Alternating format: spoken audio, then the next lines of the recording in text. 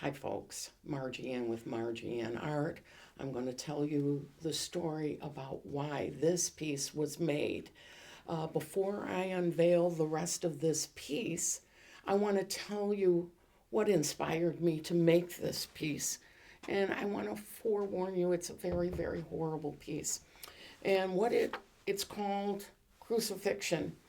And in the Roman times, if a slave killed their owner, all the other slaves would be killed. Well, one of the slaves killed their owner, and his name was Lucas Pedentius Sicarius. So that's some kind of Roman name. He had 400 slaves. There were most of them were women and children. And the Senate tried to stop the execution of these people, but they were executed by crucifixion. So when I read about that, it just moved me that I felt I needed to make this piece of art. And the people were stripped naked, and then they were beaten. And if they survived that, then they had to carry a wooden sign saying what crime they had committed to where they were going to be now crucified. And sometimes they impaled their private parts. Just torturous, horrible things they would do to these folks. They were left on the cross sometimes to be eaten by animals.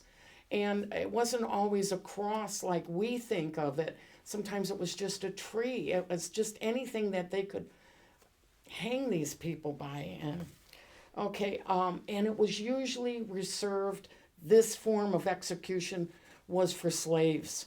This is what they did to the slaves in Rome.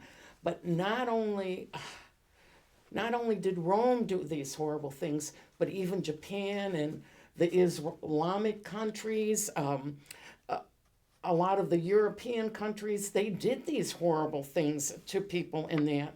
So anyway, I've told you what inspired me to make this horrible, horrible piece.